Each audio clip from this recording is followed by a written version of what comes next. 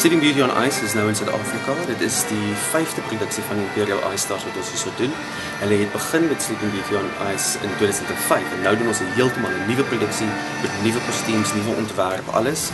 En bygevoeg in hierdie produksie is ook die vuur en die sneeu en die spesiale effekte wat insluit die vlieg van mense van die verhoog af.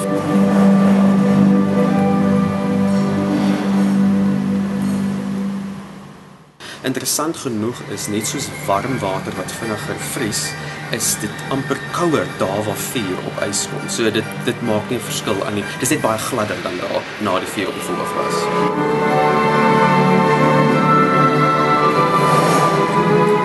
Ja, dit is, daar iemand val altyd. Een van die interessante redes hoekom mense gewoonlik val, is vir geen ander rede as iemand doen 'n toertjie en hulle maak 'n groef in die ys. En daai groef, as iemand net in 'n ander rigting van daai groef gaan, dan is dit wat hulle van balans afgooi. So dit is nie dat hulle swak is met wat hulle doen of so iets nie. Dit is tegniek.